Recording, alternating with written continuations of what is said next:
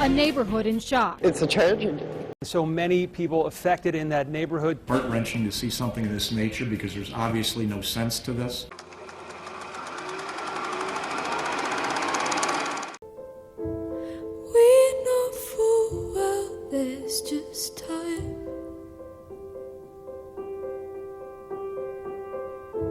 So is it wrong to dance this line? 911, where is your emergency? Birdy Avenue. Someone is running around the neighborhood shooting a gun. Okay, they're on foot or in a car? I don't know. I'm back in my house. I can't tell. I think they're running on foot. Okay. I'm at 2393 Birdy Avenue. Okay. We're down on the floor, you guys! That was the first warning Copley police received of 51-year-old Michael Hance's rampage that would last about 10 minutes. All right, the second 911 call was actually made from the resident at 1219 Shockalog, where the suspect was eventually engaged.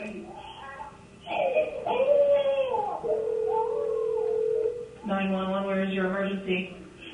Over here at 1219 Shockalog. He shot my window. 1293 Shockalog, window shot out. Anyone, any victims? 1219? Okay. Down in the basement block. Stay in the basement. Please. Okay, what's your name?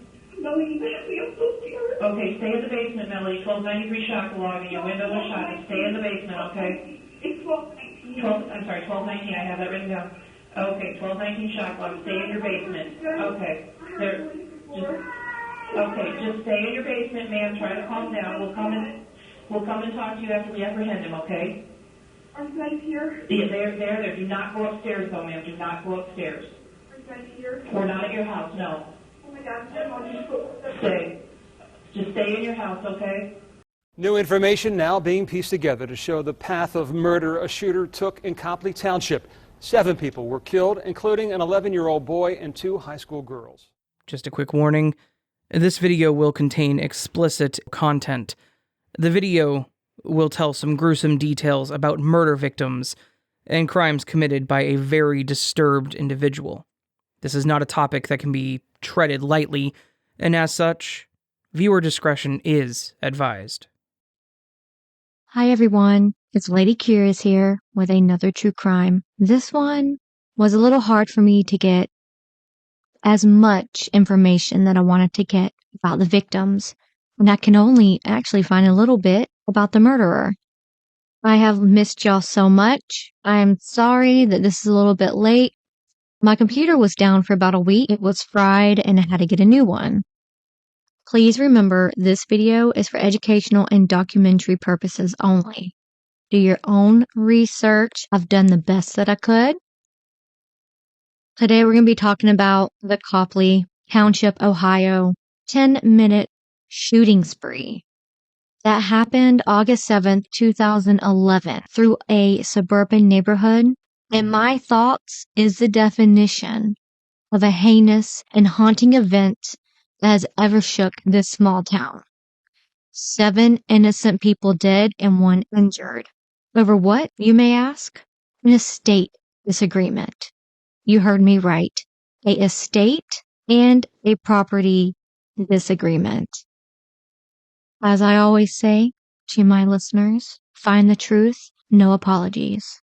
Let me go ahead and get this started. Michael E. Hance, they called him Mike, a 51-year-old male, was identified as the gunman in the shooting. He was described as extremely helpful, but also quiet, strange, eccentric, and not well liked by the residents of Copley Township. Acquaintances stated he had compulsions that seemed to hint at a previously undiagnosed mental illness. He graduated from Norton High School in 1978 and was voted the most courteous student in the class.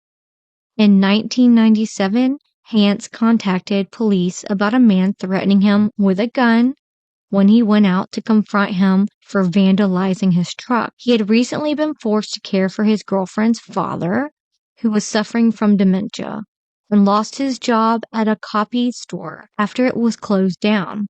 He was also having tense relations between his girlfriend's neighbors, Russ and Gertie Johnson. His neighbors said also that he would actually crawl on top of his van and lay on top of his van for hours. To me, that is weird. I mean, it's hot up there, right? Wouldn't that burn your back or something? I don't know. Weird to me. He is currently survived by a sister who lives in Ohio as well. Many neighbors did not like him. They stated he could be out fixing his van or truck or whatever vehicle, and they'd like wave, being really neighborly, and he would just look at you and not wave back. He just seemed really off and rude to people. And that was Mike. At the time this happened, he was actually living with his girlfriend, Rebecca Dieter. Rebecca was a little younger than now. This story has many people involved, okay? I'm going to go ahead and say who the main suspect is, and that is Michael. I will call him Hance this whole video. So it's just easier to identify him as Hance. He is the shooter, okay? He lived with his girlfriend, Rebecca, and they lived in Rebecca's mother and father's home. This is what happened that day. On August 7th, 2011, a mass shooting occurred in Copley Township, Summit County, Ohio, by 51-year-old Michael E. Hance. 7 people were shot dead before the gunman was shot and killed by a Copley police officer, Ben Campbell. The incident occurred in the area of Shockalaw Road and Good Enough Avenue on Sunday, August 7th. Hance had 2 handguns. First, he shot Rebecca in her home while she was getting ready for work, one in the back. Well, this woman is resilient. She did not go down with a fight. She will actually be the only sole survivor of this targeted shooting. She worked at the Veterans Administration as a clerk.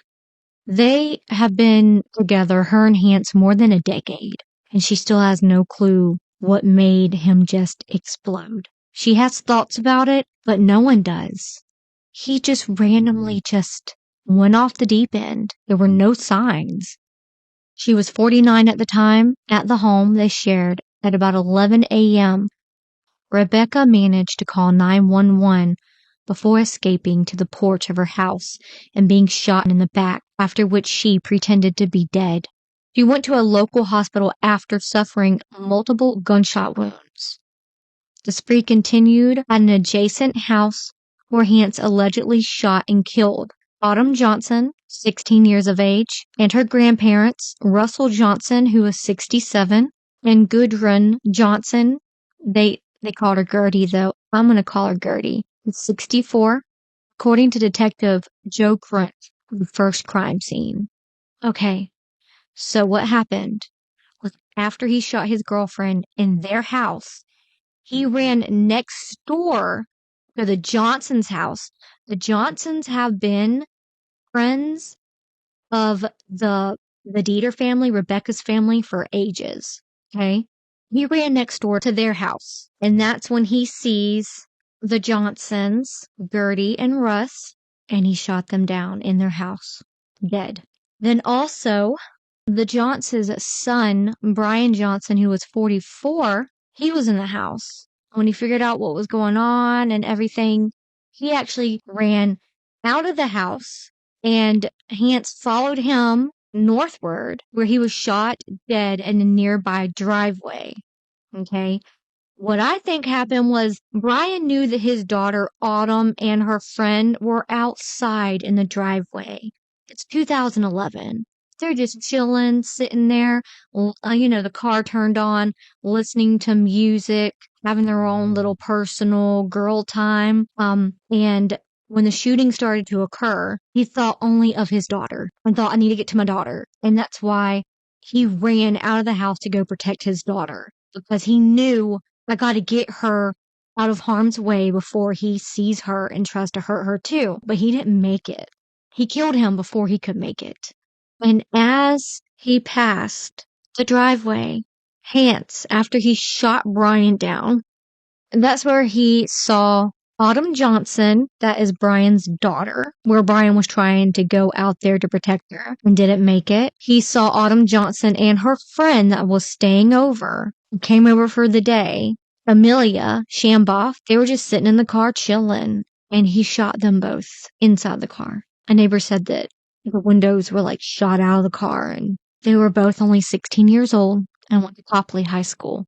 And that was the second crime scene. The third crime scene was when he followed Rebecca Dieter, her older brother, Craig Dieter, and her nephew, Scott Dieter, were actually visiting from Kentucky. And they weren't inside their house. They were actually next door over at the Johnsons visiting when this happened.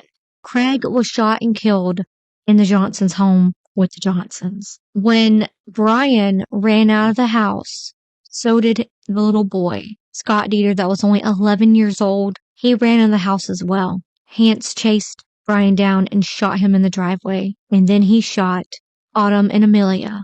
And then he gave chase to little Scott. 11 years old, y'all. He chased Scott through a swamp into a house that was like not even 5 houses down from the house they were at. A woman actually took him in, and she hid Scott, little Scott, in the basement of her home. But Melanie, the neighbor, tried to deny that Scott was with her before fleeing with her daughters. But Hance found Scott and Deshawn hiding in the basement and killing Scott right in front of Deshawn and leaving Melanie's family alive.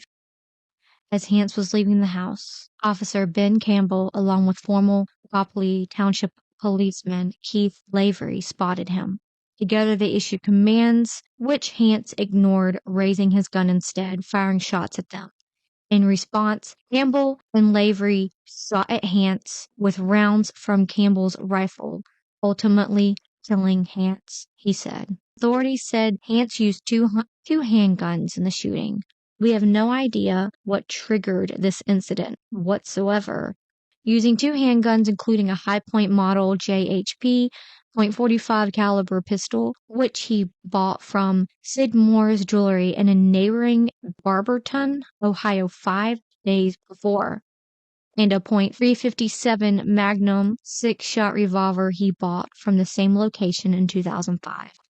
Hance had grown angry over residents' comments about the state of the property he lived in with his girlfriend, Rebecca. Neighbor Carol E. said Hance had been asked to clean up his property by another resident from Gertie Johnson around a month ago, but had thrown her off his property.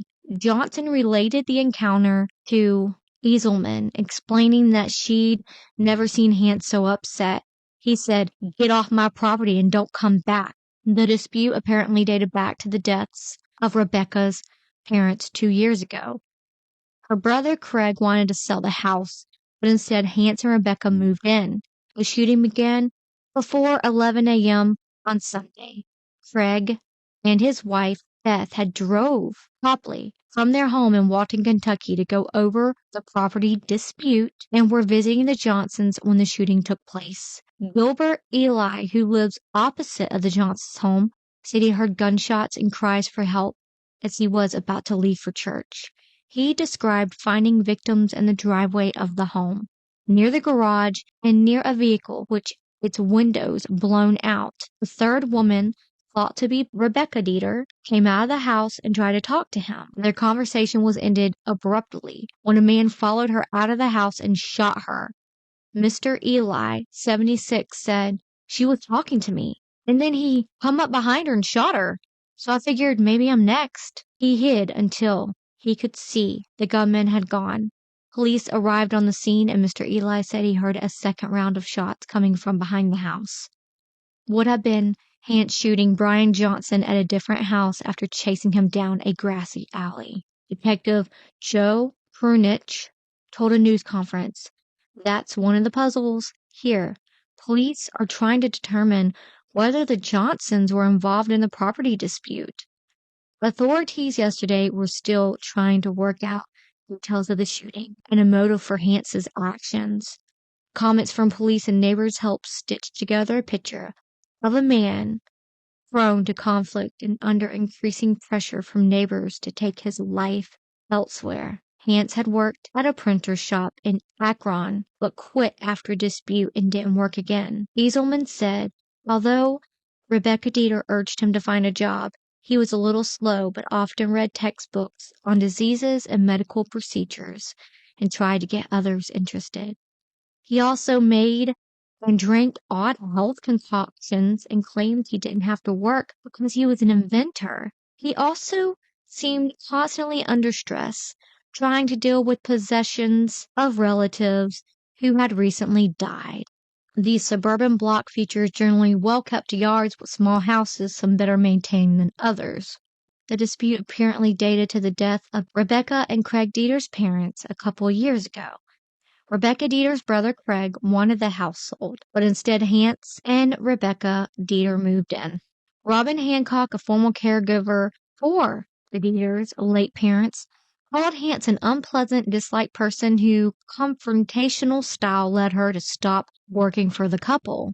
He was quiet and strange, said Hancock, who concurred that there was tension over the ownership of the property in Copley, a township of 11,000 just west of Akron. Birdy Johnson spoke frequently of how odd she found Hance, said Sherry Moore, a lifelong friend who now lives in nearby Wadesworth. The nature of the Johnsons' involvement in the property dispute, other than their dismay at the upkeep of their neighbor's property, was unclear. The investigation. Okay, I kind of just read that verbatim. Like I said, the man was crazy. He was tired of the neighbors barking at him. He didn't want the house sold. I think he felt that he would have nowhere to live, and he had no job. And then he said, oh, well, I'm dealing with their estate. And so it was all about Rebecca's parents' estate. And I don't know who this guy thought he was. He was even married to Rebecca. I mean, yeah, they've been together for like a decade, but still, he shouldn't be stepping on toes like Rebecca's brother, Craig. It was just weird. There really wasn't an investigation. It was just, it happened on Sunday. That Monday, they told the press who was the killer. They tried to collect as much evidence as they could to try to piece together what happened. This shook a quiet suburban neighborhood, and it only lasted for 10 minutes. Walked out of his house, shot a lot of people in the next door neighbor's house, and then chased people down the street and shot them. I cannot believe this motherfucker. I'm glad he's gone. But then I'm also like, he should be sitting in prison for the things that he did. And I've looked this case up, and no one is talking about this case on YouTube or true crime anywhere. So I thought maybe I could try to bring some light to this horrible thing. Okay, so they can't tell much more until they do autopsies. I didn't really find anything about the autopsies. They just know that they were gunned down. There's not much detail about that I could find. So also the retired police officer, Keith Lavery, he was also cleared of the shooting because he shot at Hance as well. It was said that no words can adequately express the loss experienced by the families of the victims and community at large. The police chief, Michael Muir, he described the community as having a very low violent crime rate. Since Hance had no criminal record, he easily cleared a federal background check and took immediate possession of a .45 caliber weapon. Police say federal authorities have been tracing 2 handguns linked to Hance. East Ohio Pawn Shop said it sold a handgun last week to Hance. Owner Tom Sidmore and Sidmore Jury of Barberton, nothing seemed unusual about Hance when he came into the store 5 days before Sunday's Rampage.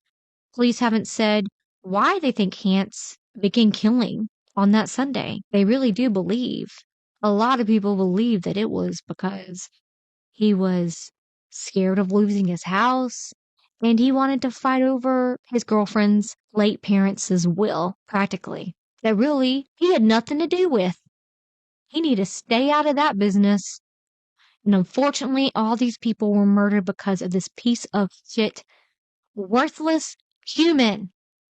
The police looked back on some old police reports that kind of painted the picture of how Michael Hance's mental health was. On May 30th of 2009, 2 years prior, the police went to the home where Hance had become very paranoid about the number of jet contrails in the sky and felt it necessary to notify the authorities about it, aka chemtrails. Also, remember Hancock, the caretaker? She quit, like I said before, because of the unusual weird behavior of Hance.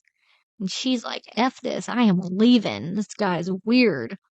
And get this crap, 2 weeks prior to this, it was premeditated because he actually bought the caliber handgun and then went to the shooting range, y'all. And the shooting range said he didn't seem to know how to shoot the gun, and they had to teach him how to shoot it.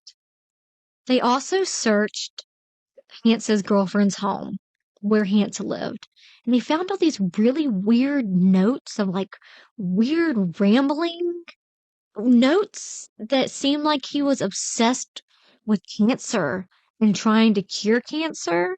They really felt like Hance had a delusional disorder, but was never diagnosed or never went to get help for it.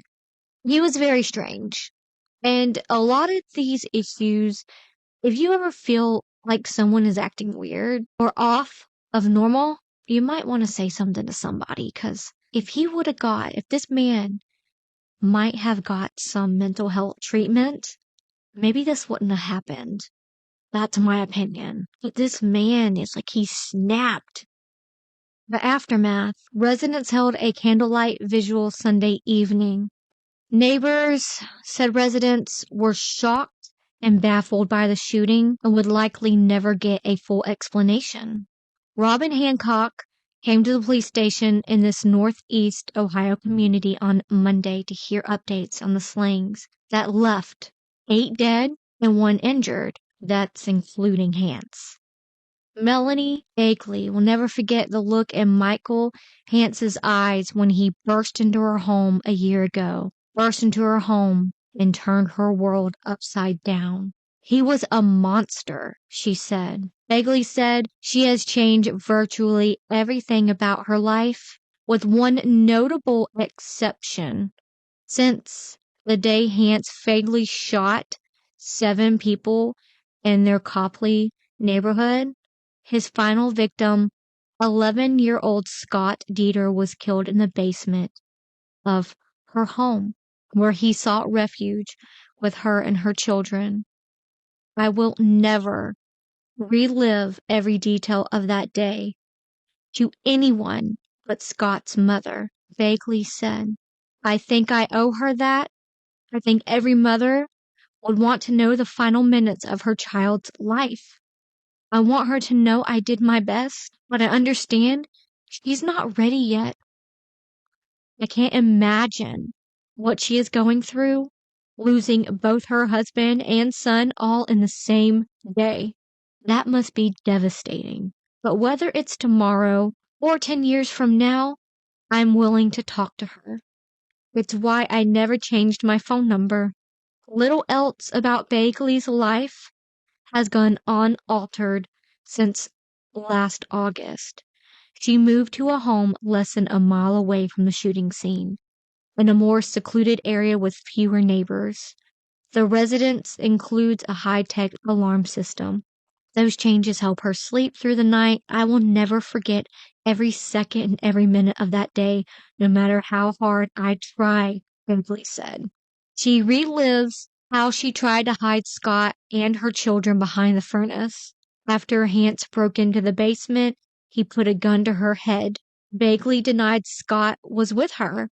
She then tried to escape while holding her 1- and 3-year-old daughters, and instructed her son and Scott to follow her up the stairs to safety as Hance searched the basement. Bakley said Scott, who must have been paralyzed with fear, did not follow, nor did her son Deshaun, who later told his mom that someone had to stay with him by the time Bakley reached the 3rd step. She heard the gunshot. She didn't want to know what happened, but she knew. Scott died just minutes after Hance had killed his father, Craig Dieter, of Kentucky. The family had been visiting relatives in Copley after the shooting, Bagley moved out of the house and into a hotel. She wouldn't let employees come in to clean her room. Instead, she would ask for clean towels and sheets and do her own housekeeping. When people donated food, the deliveries went through one person, someone she knew. She's suspicious of almost everyone. She said that before the shooting, she stayed home a lot. I wasn't much for going out to clubs and always stayed in the house on New Year's Eve.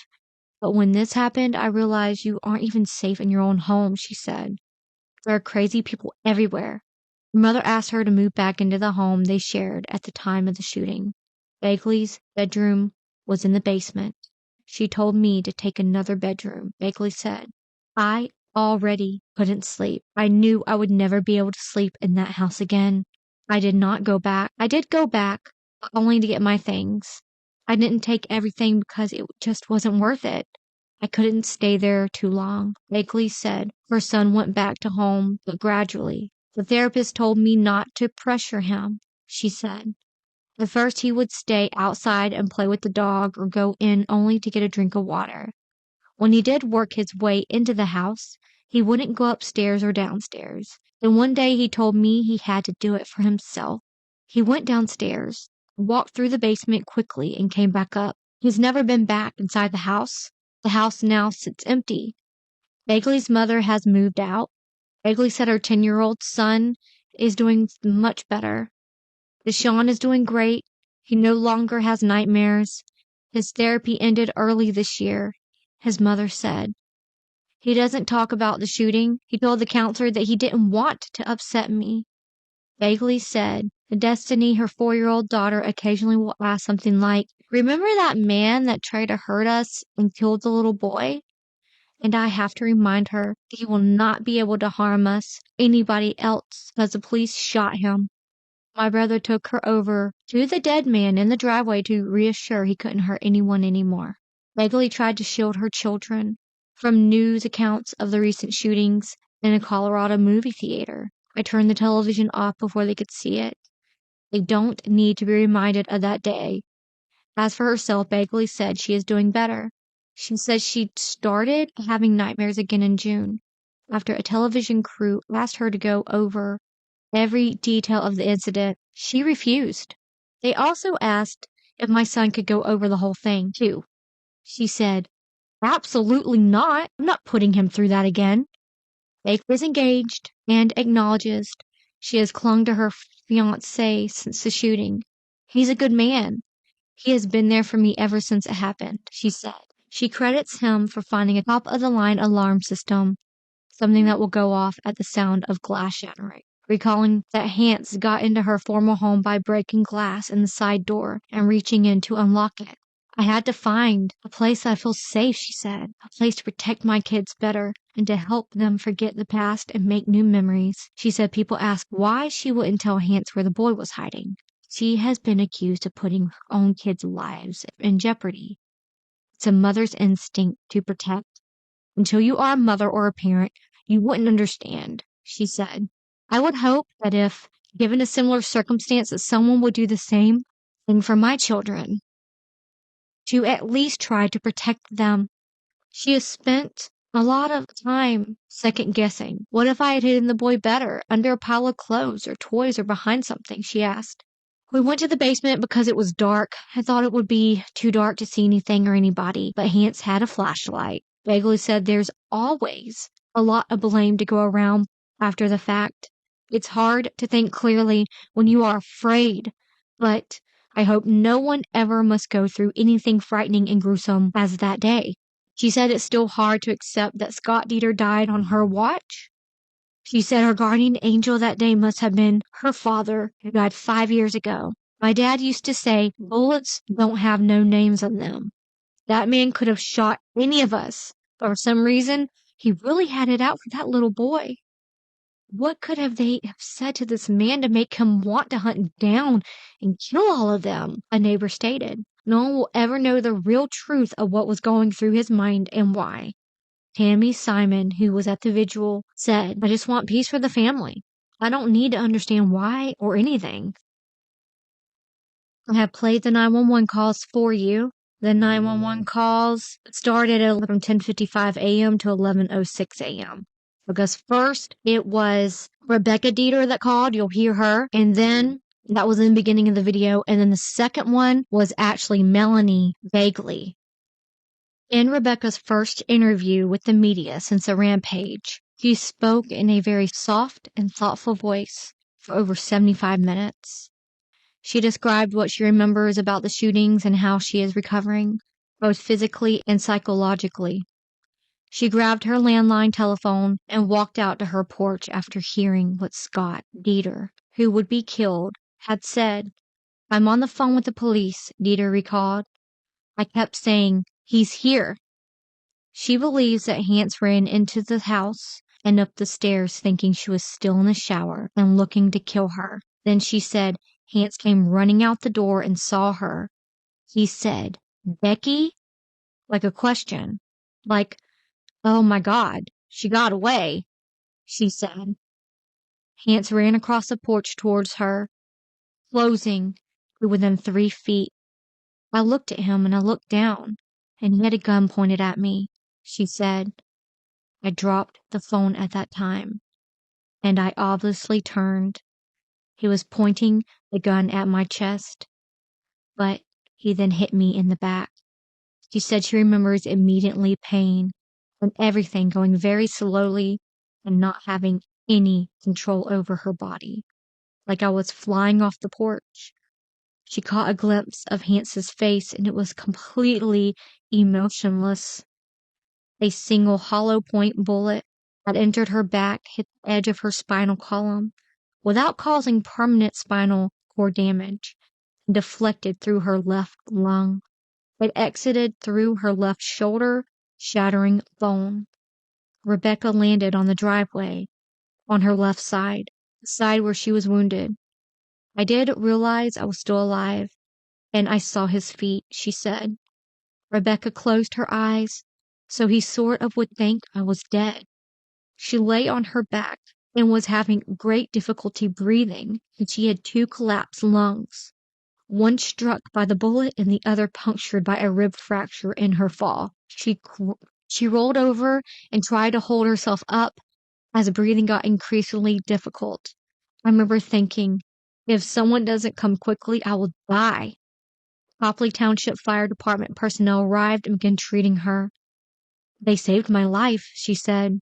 Rebecca undergone 3 operations since the shooting, the first to try to repair her shoulder a few days after the shooting, the second in November to replace the joint with artificial shoulder, and the third in late July on her left lung because of continuing breathing difficulties.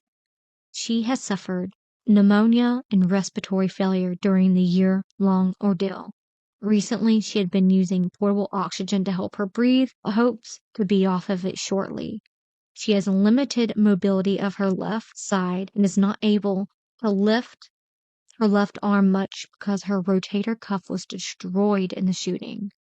An employee of the federal agency, Rebecca had been unable to go back to work yet, but hopes to resume soon. This was a year after the shooting.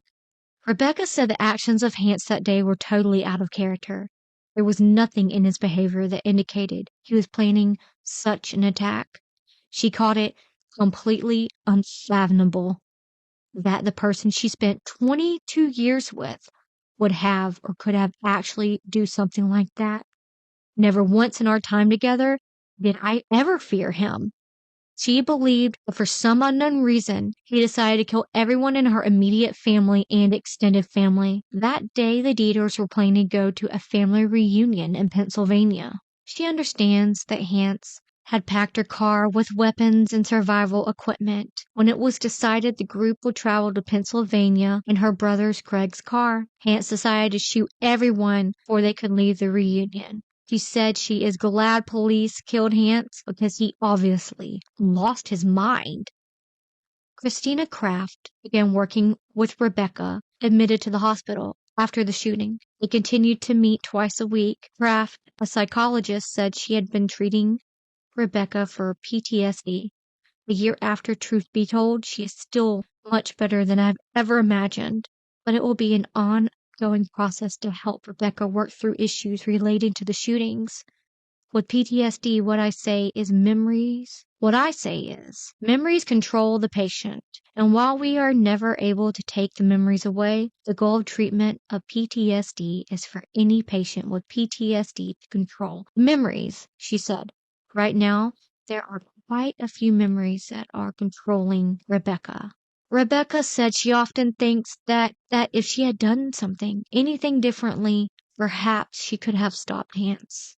Kraft reassures her constantly that there was nothing she could have done to change things.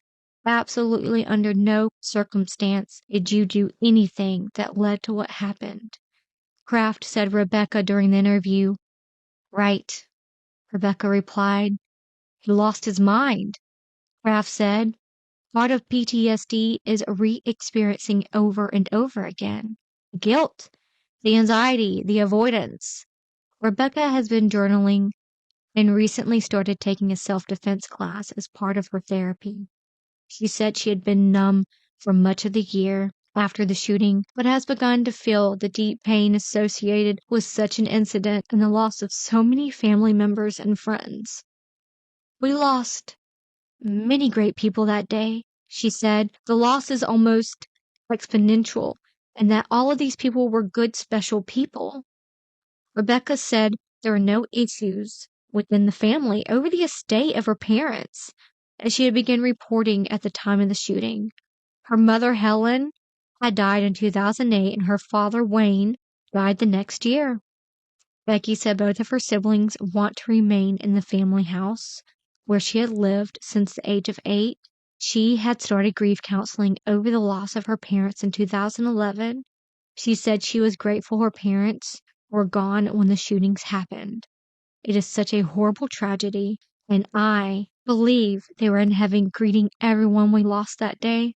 Rebecca said she is also very thankful to her sister and her brother-in-law, whom she lives in Northeast Ohio. They have helped and supported her throughout the ordeal. She is thankful as well to the medical teams and the hospital and the Copley police and the fire departments, the victim assistance program, and the community for their support. She met with Copley police officer Ben Campbell to thank him during that year. Campbell is the officer who shot Hance. In March, just before what would have been Scott and Craig's birthdays, she and Kraft visited a memorial bench, Copley Circle, where they placed balloons and cards and read prayers and poems. I want to thank everyone who has been praying for us, sending us positive energy and good karma, Rebecca said. I believe that is why I am here today, and that I continue to pray all on the families affected, and I hope others will continue to do so. The losses that occurred a year ago affected the entire region, he said. They were leaders in their communities, with the Boy Scouts and their churches, she said. It affected anyone who was from around the area because this tragedy happened here, which means it could have happened to anyone, anywhere. That is Rebecca's story of being the lone survivor of a horrible massacre. I want to go over everybody, all of the victims. I don't have much to say about each person, but I do have who they were and some little things about each person. Because we want to remember all these innocent people. First, Gudrun Birdy Johnson was 64. She was the neighbor of Hance, who complained to Hance about cleaning up his property. A friend of the Johnson said Gertie could always make people laugh, and she was always telling stories about her family. She really loved her family. Gertie was very loving and kind and loads of fun to be around.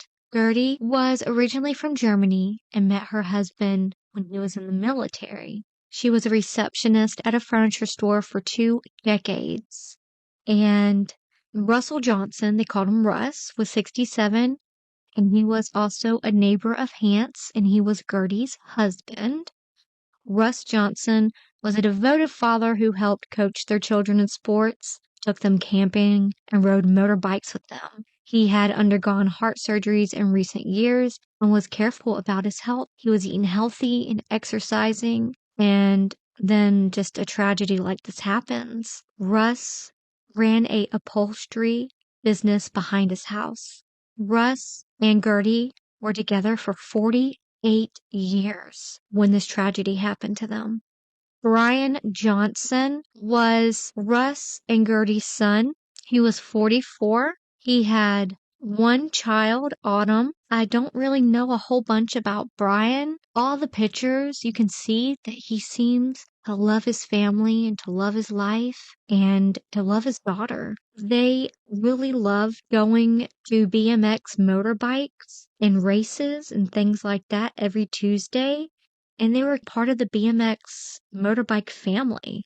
Autumn Johnson was the one that was in competitions. She was only 16, and she just seemed like the sweetest girl. She had a boyfriend at the time. There are pictures of her and her boyfriend that you will see.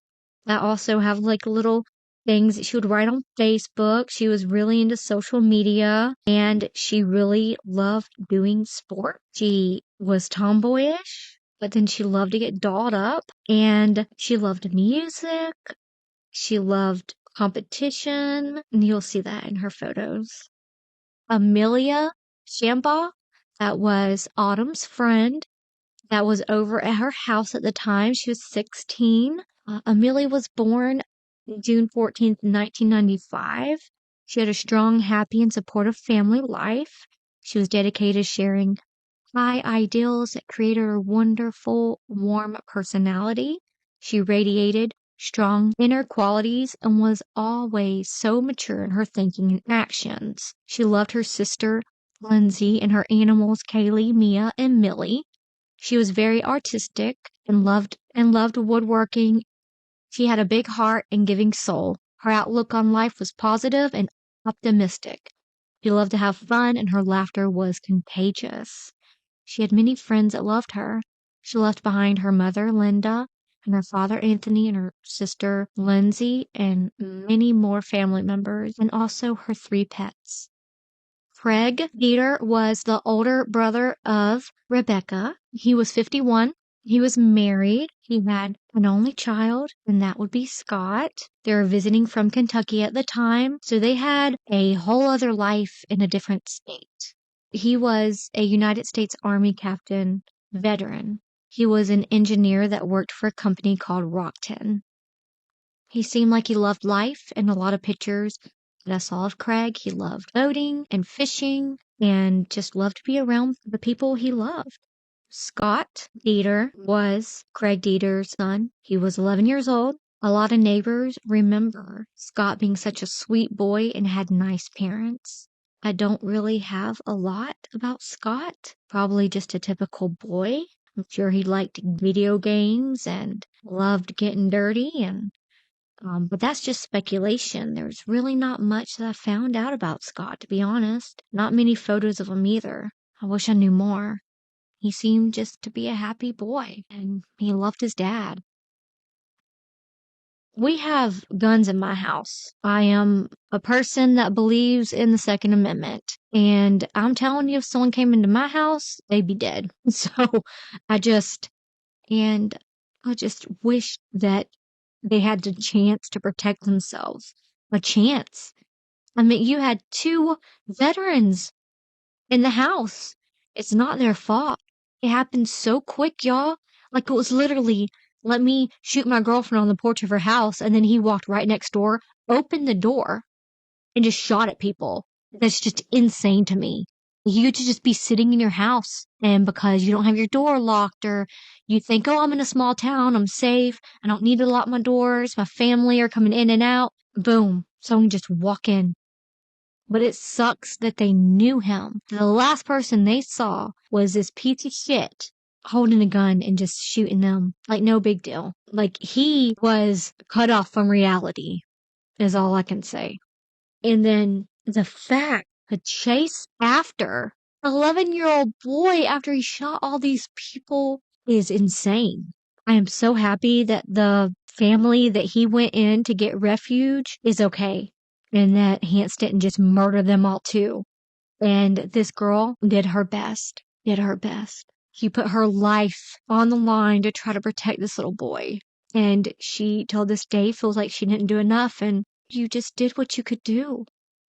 You do what you can do. Be a good neighbor. Protect. You see someone else's child in danger. Protect them. Stand up. There were never any type of court dates because he was killed. And he's where he belongs, in a grave. This man just wanted to annihilate an entire family. 2 families. 2 families. That's what he tried to do. I want to tell the members of the family that have survived and that are left. I'm very sorry that this happened to your family, and I will be praying for your healing. And I am happy that I was able to tell their story a little bit, to get their names and what happened to them out there a little bit where their memories won't be lost. And this was a serious tragedy, and my heart is with y'all. That's the end of this case. I know I might have said some information on repeat, and I'm sorry about that, but trying to get this information in order was madness, is all I can say. I love y'all very much. See y'all in the next one. Please like and subscribe if you want to hear more. If you have any case suggestions, please go onto my website. It will be down below, curiousravenProductionsLLC.com. There is a form that you can fill out there if you want me to research a case and bring some light to it. And you can also leave it in the comments. Please go follow me on Instagram at LadyCuriousYT. Thank y'all so much. Love y'all so much. Please stay safe. The killer's motive is still a mystery. We have no idea what prompted this incident whatsoever. But police say Hance wasn't done killing innocent people. He chased down Brian Johnson, Autumn's father, for 500 yards before gunning him down, and then went after 11-year-old Scott Dieter, Rebecca's nephew from Kentucky. A neighbor allowed the terrified boy into her Shockalak Road home to seek refuge and called 911. Tonight, the Dieter family released this statement. That our family has suffered a loss too deep for words. Please respect our privacy while we grieve for all those affected by this tragedy. Thank you to all, and continue to pray for us. Campbell spoke like a true hero. My name's on a lot of these awards, but everybody on my department in the community that day all had a role to play, and I was only one small part of it. Officer Campbell was first on the scene and knew he couldn't wait for backup. He had to take action. He knew he was in a vulnerable position. He knew he was at risk, but he kept going. And he told me that he felt very unsettled. But then when the shooter emerged from behind the tree and he saw him, even though he was facing an armed man at that point in time, he felt a little bit of calm came over him because at least he knew where the shooter was. Campbell was faced with a split-second decision. He fired 3 shots at the gunman, killing him. From prior active shootings, we discovered that if the officer waits for backup, then, more people are going to be killed. So at that point, I need to go in just like we've trained. I need to go toward the bullet, so to speak. Campbell said now he can go back to being just another police officer, a job he loves.